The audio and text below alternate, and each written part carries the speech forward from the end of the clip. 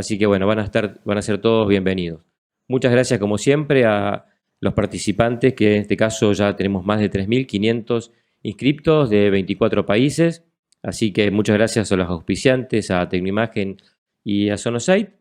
Y bueno, vamos a dar el comienzo entonces a este tercer encuentro de POCUS en el abdomen agudo y vamos a presentar a nuestro primer orador, que es el doctor Isaac Young.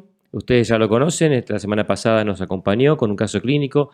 El doctor Isaac Young es médico especialista en terapia intensiva, medicina crítica, fellowship en monitoreo. Pablo, empezamos con el doctor Dávila Salcedo de la clase pendiente. Bueno, perfecto. Entonces, el doctor Dávila Salcedo, ustedes ya, Rolando Juan Dávila Salcedo, también lo conocen. La semana pasada nos quedó su clase pendiente. Y bueno, nos estuvieron preguntando por el chat y en el grupo y en mail, a mí y a Francisco, por la presencia del doctor, así que queremos no defraudar a los amigos pediatras y a todo el público que lo está esperando. Así que bienvenido, Rolando, un gusto de que estés con nosotros. Voy a dejar de compartir mi pantalla.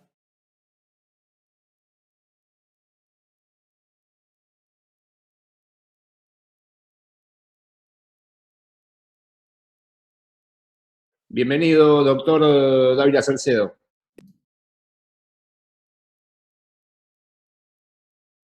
No sé si nos está escuchando. Sí, buenos días. Buen día, doctor. Un gusto de contar con tu presencia.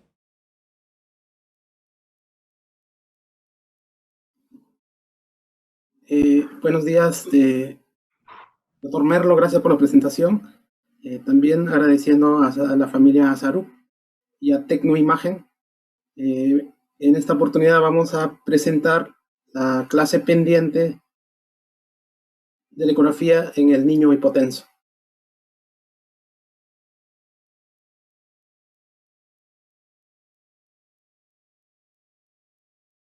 Estos son mis lugares de trabajo, el Hospital Almenara en la ciudad de Lima, al igual que la Clínica Delgado. Muchas de estas imágenes fueron obtenidas y también durante el recorrido de la formación y el aprendizaje de la ultrasonografía crítica. Entonces, el tema en mención es POCUS en el niño hipotenso, dirigido sobre todo a la valoración hemodinámica. De pronto, las causas de hipotensión en el niño son signos tardíos. Prácticamente un niño hipotenso es un niño ya cercanamente a la parada cardíaca. Esta es una imagen en tiempo real de una reanimación cardiopulmonar.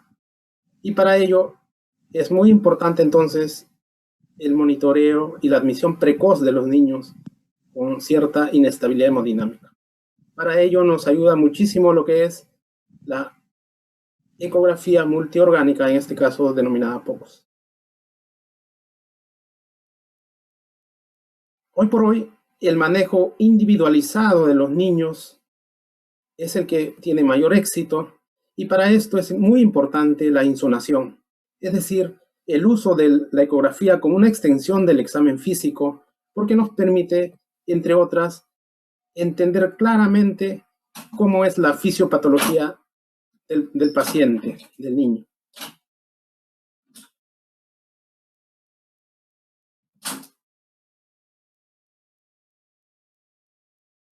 Entonces, tenemos desde el consultorio de pediatría el niño estable, el cual nos permite entender la zona anatomía, en este caso cardíaca, por ejemplo, cómo es la función cardíaca habitual del paciente, la relación, la morfología de sus cavidades, etc.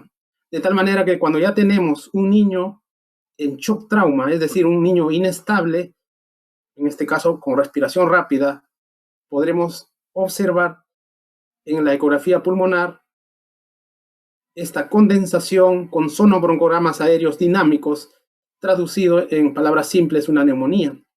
Pero ya durante el manejo, por ejemplo, al manejo de la vía aérea, muchas veces no tenemos en cuenta lo siguiente.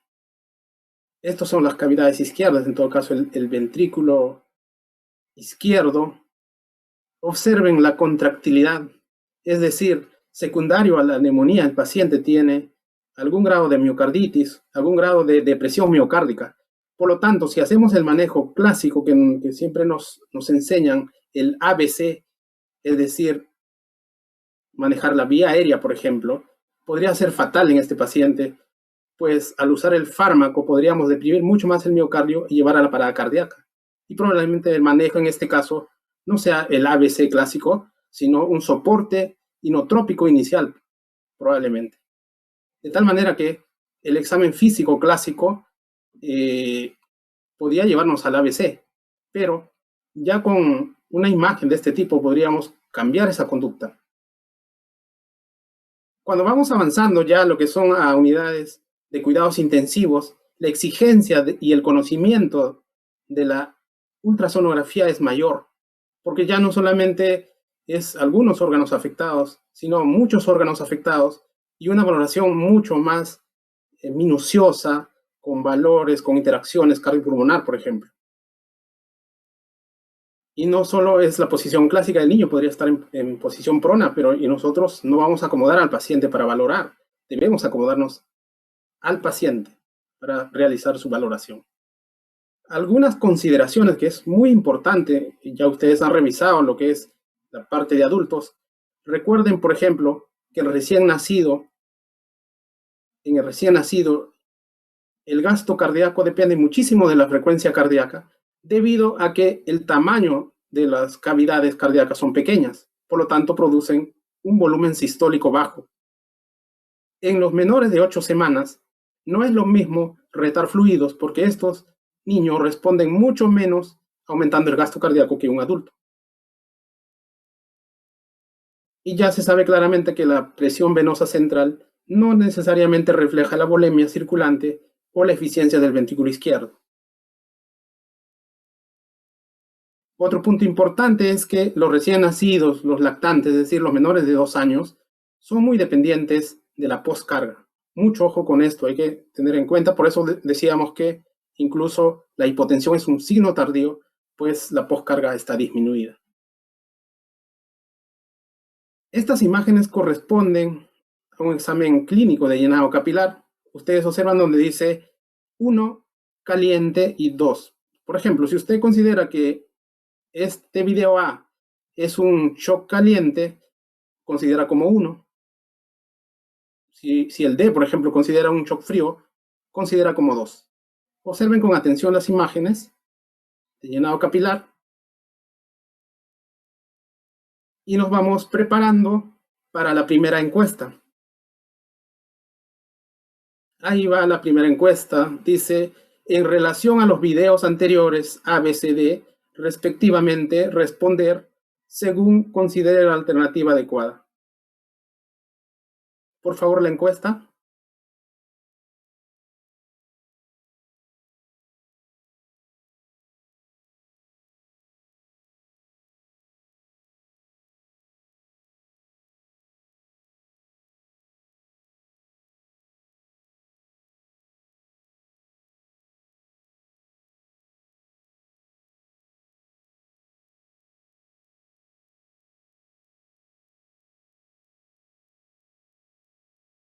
Recuerden que la votación es anónima, así que la idea es que voten todos para poder correlacionar las respuestas, si son correctas o no, discutirlas. ¿Cuánto tiempo damos, doctor Tamañone? Y hacemos 40 segundos, que es Ya. lo que tenemos antes que se nos mueran los pacientes, ¿no? Ya. Perfecto, consideraron en su mayoría la alternativa B. Datos insuficientes, 26%. En general está bastante dividida, hasta ninguna de las anteriores incluso tiene un punto. Muy bien, ¿podemos retirar la encuesta? Veamos cómo es la situación.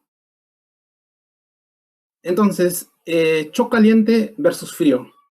Clásicamente nos enseñan, ¿no? Cuando un llenado capilar es rápido, correspondería a un shock caliente, y un llenado lento a un shock frío. Estamos hablando de niños. Hay que cambiar el chip a modo pediátrico porque en adultos es distinta la situación. Muy bien.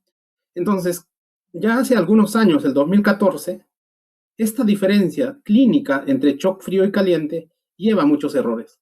Tanto así que un 66% de expertos consideraron, por ejemplo, un shock frío, que al final en una monitorización avanzada resultó vasodilatado, es decir, un shock caliente. Y esto es refrendada recientemente por las guías de manejo del shock en los niños. No sugerimos usar signos clínicos a la cabecera del paciente de manera aislada para decir si es un shock caliente o frío. Por lo tanto, la respuesta sería datos insuficientes, que fue un porcentaje menor de votación. De tal manera que en la UCI tenemos que desaprender ciertas cosas, evitar lo que es el ensayo-error. ¿Qué pasa si hace algunos años daban dopamina para todos los tipos de shock? ¿O qué pasa si retamos fluidos? ¿Mejorará el paciente? Y muchas veces fracasamos y continuamos insistiendo, como acá menciona Alba Edison, por ejemplo.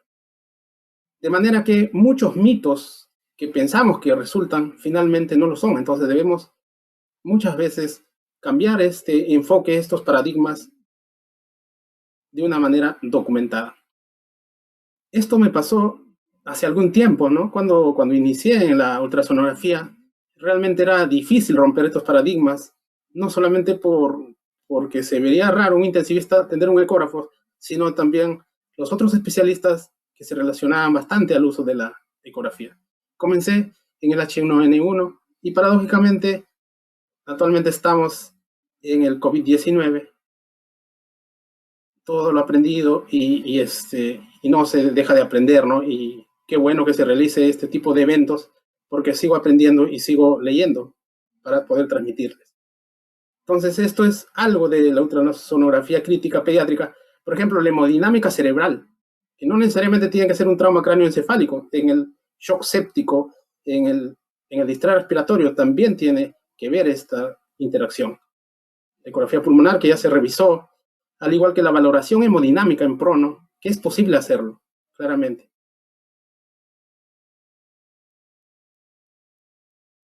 Entonces, acá mismo refrendan lo que les iba diciendo, ¿no?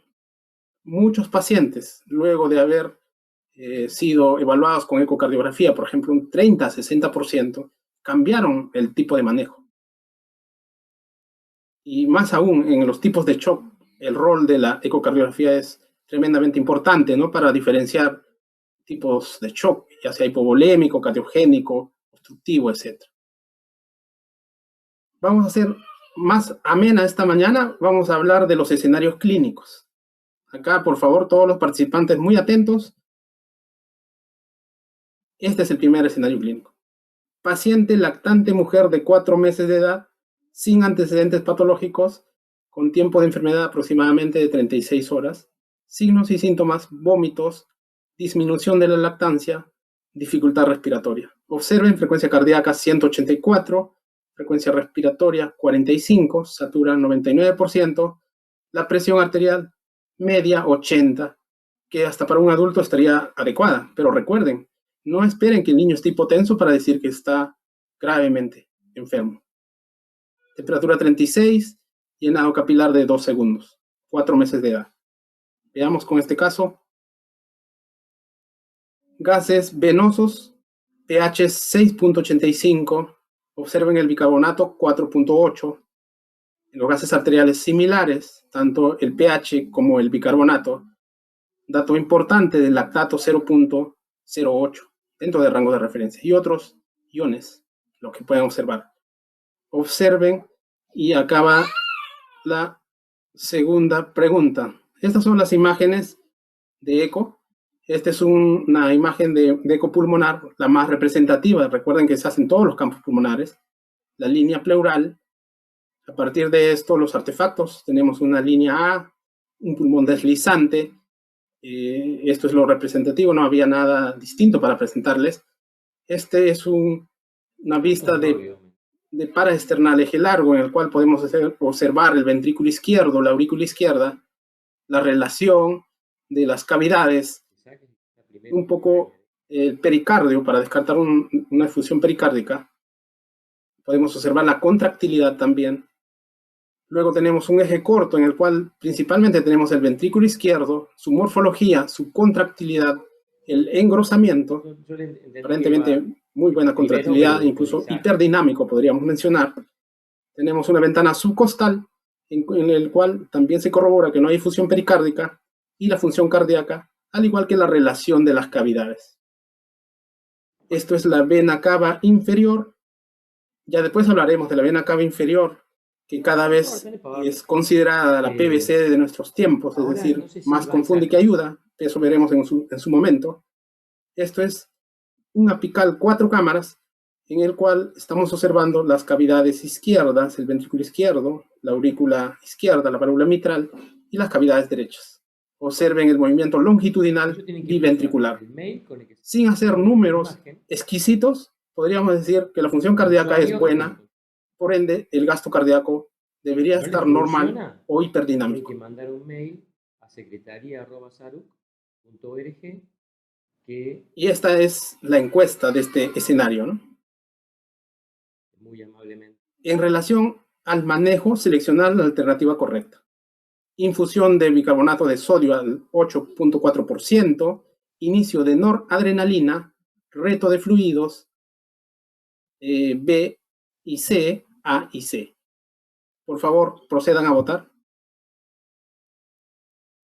Bueno, vote tranquilo, acuérdense que es anónimo.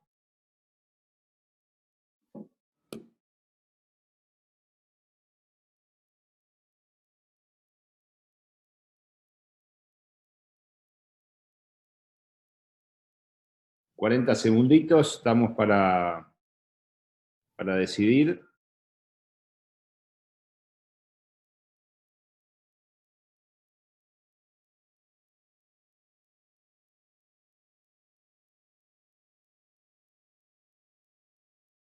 Ahí estamos. A y C, infusión de bicarbonato y reto de fluidos.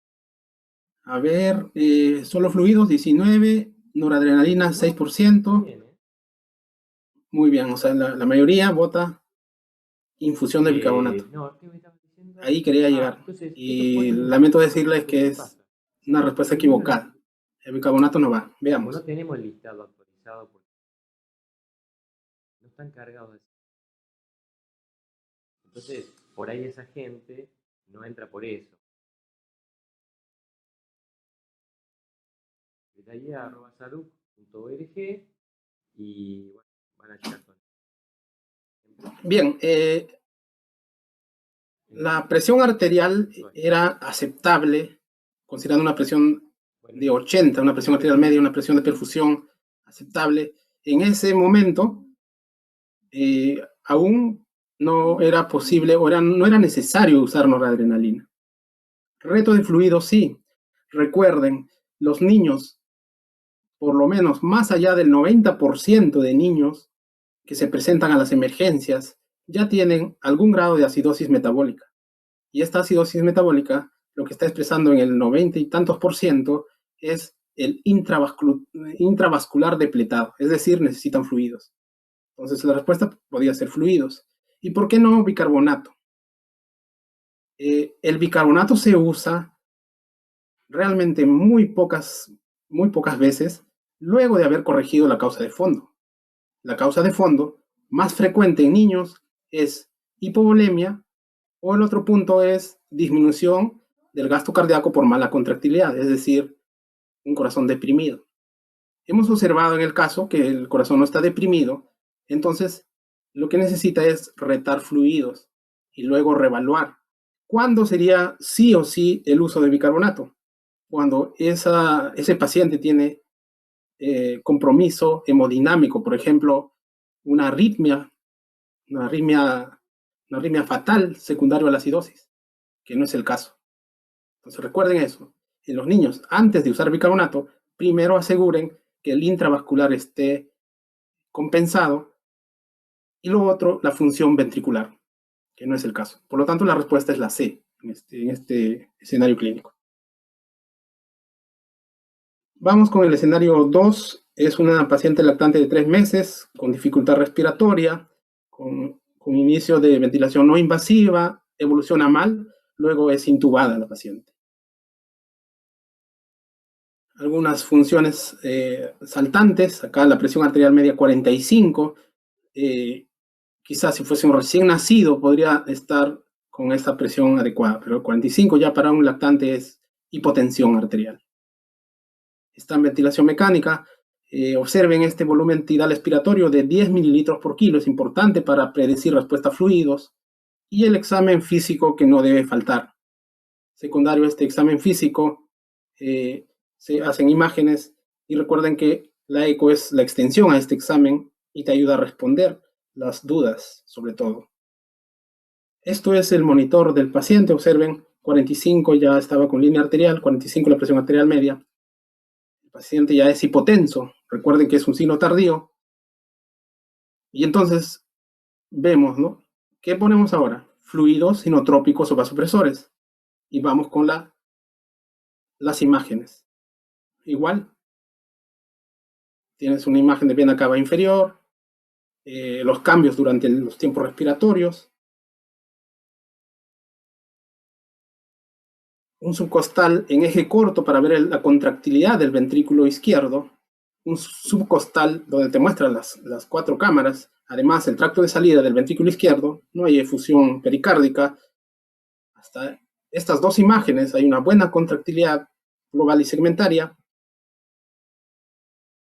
También es importante analizar el corazón derecho, y recuerden, por la morfología de las fibras del lado derecho, es muy representativo, sobre todo en niños, el análisis de la excursión de la válvula tricúspide. Entonces, en este caso, la TAPSE resultó 13 milímetros.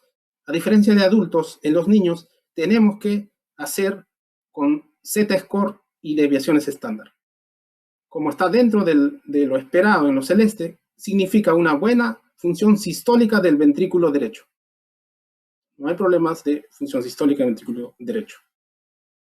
También en el 5 cámaras que no se ve del todo bien, en el tracto de salida de lo que es el ventrículo izquierdo, se coloca el Doppler pulsado para hacer el cálculo de la variación del pico aórtico.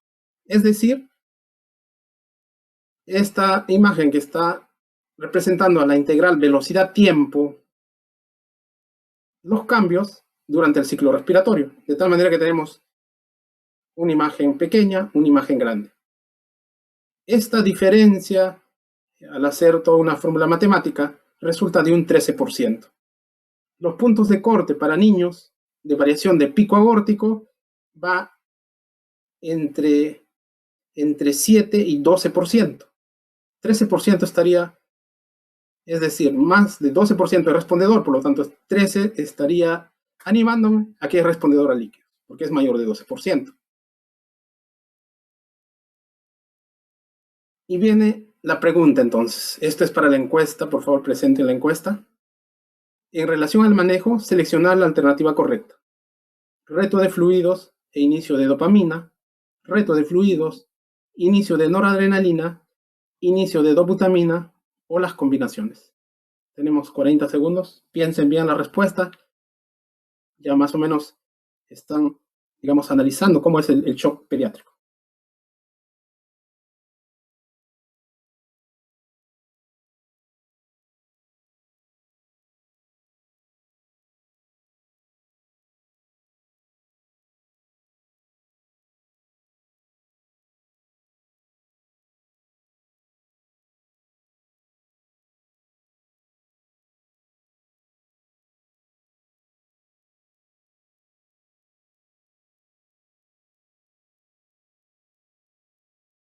Bueno, 40 segunditos. Muy bien. A ver, veamos. Un 41% respondió B y C, es decir, reto de fluidos más inicio de noradrenalina. Dopamina, 16%, más fluidos, reto de fluidos solo 21%. Está bastante dividido, ¿no? Las votaciones. Veamos, vamos resolviendo este caso.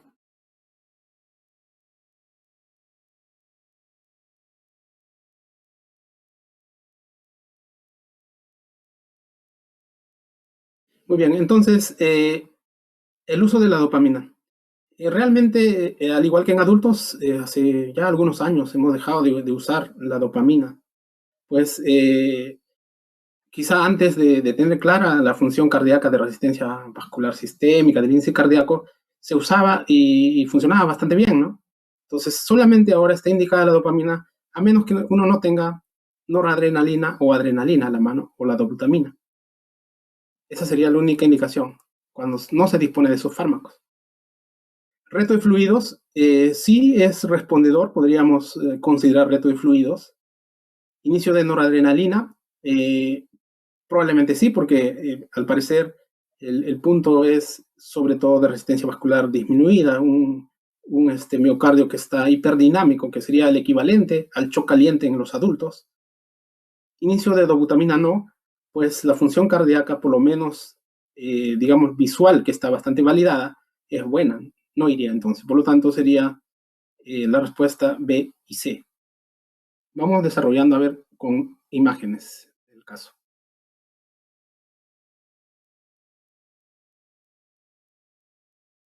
Muy bien, ustedes acá observan en tiempo real las cavidades derechas.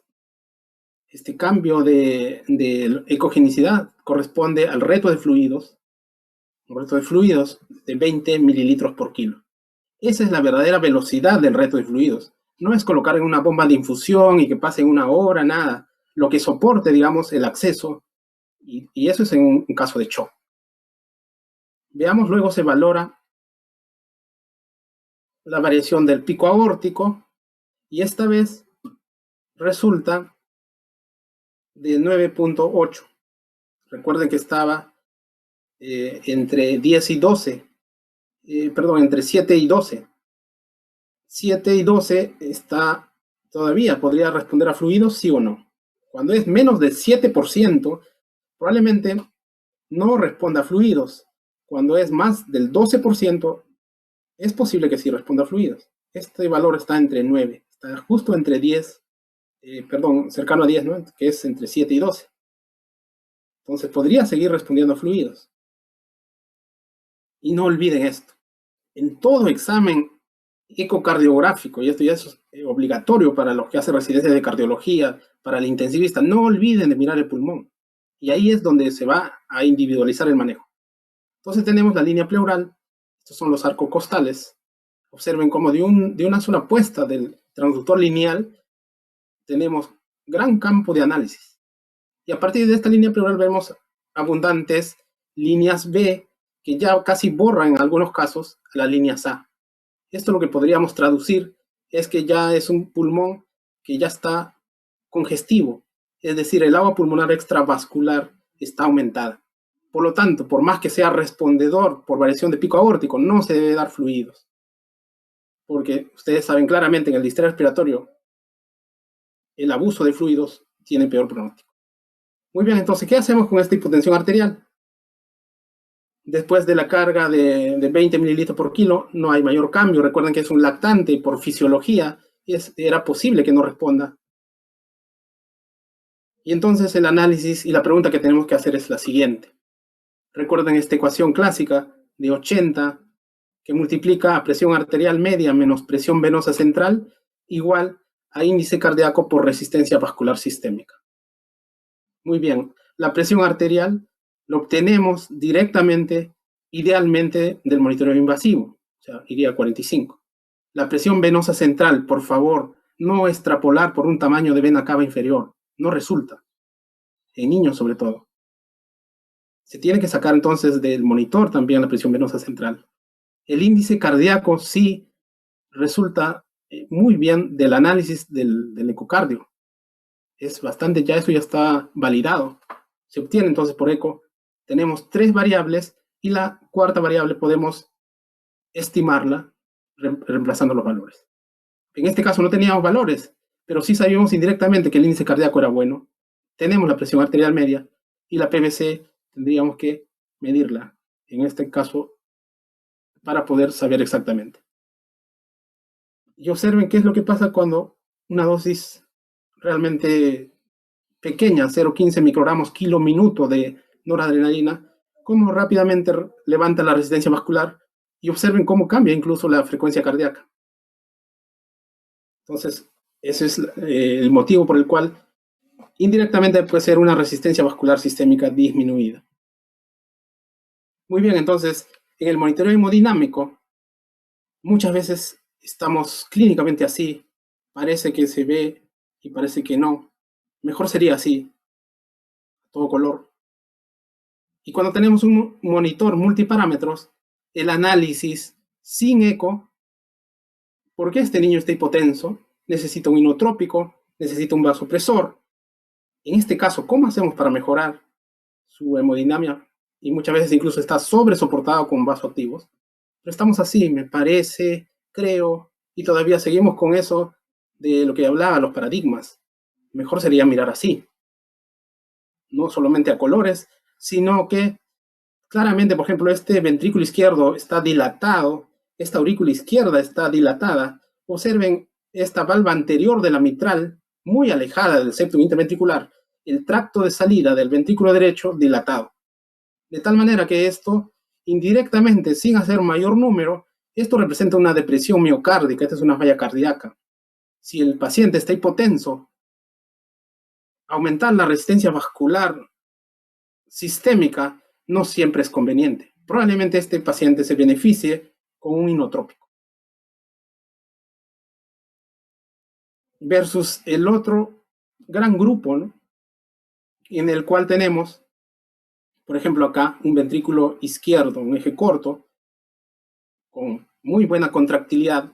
Y acá, por ejemplo, la fracción de eyección, de hecho, sale más del 80% algunas veces, y eso no significa que el paciente esté inestable, no nos ayuda la fracción de eyección en críticos. Entonces, este paciente, por ejemplo, hipotenso, más estaría relacionado con resistencia vascular sistémica disminuida, por lo tanto, necesitaría un vasopresor. Pero ahora sí podemos claramente darnos cuenta cómo hacer el cálculo adecuado. De tal manera que el monitoreo multimodal, por ejemplo, no es solamente mirar este monitor multiparámetros. Ya les decía, idealmente el niño tiene que tener una línea arterial y un catéter venoso central para estimar la presión, lo que es acá, la presión venosa central en el catéter de la vena, y en la línea arterial, la presión arterial media para el cálculo y hacer ese análisis. De tal manera que el monitoreo multimodal es tanto de macrohemodinamia, microhemodinamia, pero un rol importante juega el ultrasonido, como hemos visto, porque te da la contractilidad. Y así como se iniciaba estas exposiciones de POCUS, como existe un nivel básico, existe también un nivel avanzado, que esto no alcanza este curso, será en otro momento probablemente, pero sí es necesario reconocer y también avanzar en esto. Nosotros los intensivistas en lo que es la mecánica cardíaca y hablar, por ejemplo, de cómo está la elastance, ya sea arterial, ya del ventrículo, de tal manera que este acoplamiento tanto de lo que es el lado arterial y el lado ventricular sea adecuado para obtener una armonía entre lo que es el lado arterial y la contractilidad cardíaca. Idealmente, esto no se puede hacer solamente ocultando o tocando el pulso, se tiene que hacer necesariamente eco y en este nivel ya tendría que ser avanzado para estimar. De tal manera que tenemos que mantener esta armonía de la elastance arterial y la elastance sistólica final, que en otras palabras representa la contractilidad, ya sea del lado izquierdo o del lado derecho, dependiendo de qué análisis estamos haciendo. Es por eso que se debe recordar la deformación miocárdica, ¿no? Las fibras que permiten el movimiento radial, longitudinal, circunferencial. Y esto se puede hacer desde una manera muy básica, visualmente, con las diversas ventanas que tenemos, ¿no? Analizamos los segmentos, la contractilidad global, el ventrículo izquierdo, etc. Por motivos de tiempo voy a pasar un poco rápido, pero es importante reconocer y hacer todas estas vistas. Y observen acá al final, dentro de este cuadro está el eco pulmonar. Y una vez más les digo, no se olviden, todo cardiólogo obligado debe hacer eco pulmonar. Y se va a llevar grandes sorpresas. Ahí representando un poco más el eje corto, los diversos tipos de fibras. Recuerden, en el lado derecho es muy representativo hacer la TAPSE, las fibras longitudinales, como se mencionaba, y eso es lo que se debe hacer, al igual que en el lado izquierdo también su contraparte que es la MAPS. De tal manera que cuando tenemos este tipo de situaciones, al analizar el monitor, debemos sacar al máximo provecho tanto lo que es el dato de la presión arterial media, de la presión venosa central, esto lo hacemos con eco, y podemos calcular el gasto cardíaco. Y de la gran lista que tenemos de fármacos, de esta gran lista, podemos escoger de forma prioritaria uno y evitar la polifarmacia, evitar el por si acaso. Entonces, realmente no tiene sentido, porque tenemos dos escenarios, grandes escenarios. Esto de resistencia vascular disminuida, observen la contractilidad en un paraesternal eje largo, en un eje corto, en un apical 4 cámaras, perdón, los movimientos longitudinales, circunferenciales, y podemos decir visualmente que esto se relaciona bastante con una resistencia vascular disminuida, versus el otro extremo que tendríamos del gasto cardíaco disminuido. Observen este paraesternal eje largo, este tipo de contractilidad en el eje corto, como el ventrículo izquierdo no engrosa en forma adecuada, está deprimido, al igual que un apical, en este caso 5 cámaras. Observen el lado derecho, la TAPSE no es la misma que este movimiento del contralateral, versus también el lado izquierdo. Por lo tanto, en forma, digamos, visual, podemos decir que en este caso el gasto cardíaco está alterado. Por lo tanto, se escoge un inotrópico. Puede ser dobutamina, adrenalina a dosis bajas, versus el otro lado, en el cual hay una resistencia vascular disminuida, y podemos escoger directamente noradrenalina o incluso vasopresina, o combinar ambas. Hay otras combinaciones, digamos, otros grados entre lo que es una severa depresión versus un corazón hiperdinamico. Ahí vienen ya el cálculo avanzado y los números que tenemos que hacer necesariamente. Y muchas veces esto de los rangos de referencia, podemos estar cercanos al 5.5, pero con un sobresoporte, versus que podemos acercarnos al 3.5, que sería suficiente con un fármaco. Pero tenemos que hacer cálculos más avanzados. También hay que recordar los errores frecuentes, las limitaciones de la eco, no todo es perfecto. Y ahí la PVC de nuestros tiempos, la vena cava inferior, ¿no? Entonces, muchos de ustedes probablemente sí, por los cursos que se recibe, una vena cava inferior sin cambios en el ciclo respiratorio estaría relacionándose con poca respuesta a fluidos, la cual no es cierto porque, y peor aún, estimar la PVC a partir de una vena cava inferior no es tan simple. Recuerden, mire esta ecuación de regresión en este trabajo, cómo encontraron que la presión de aurícula derecha, entre otras palabras, como un equivalente de la PVC, es toda esta cifra, 7.35 por 0,0 tantos. Y observen, no es tan simple, se tiene que hacer todo este cálculo. Por lo tanto, un cálculo visual aproximado no ayuda. Y más aún en niños, recuerden, el niño crítico no solamente está con fármacos, está en un ventilador mecánico, puede tener alteración de la presión intraabdominal, puede tener algún otro tipo de patología previa y resultar una vena cava dilatada, por ejemplo. Y lo más importante, recuerden que los niños están en crecimiento y desarrollo, por lo tanto, no hay valores fijos de un tamaño de cava.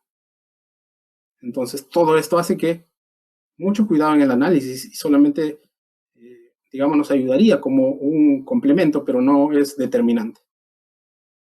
De tal manera que la insonación multiorgánica permite el manejo individualizado, es la piedra angular en el manejo y monitoreo del niño crítico.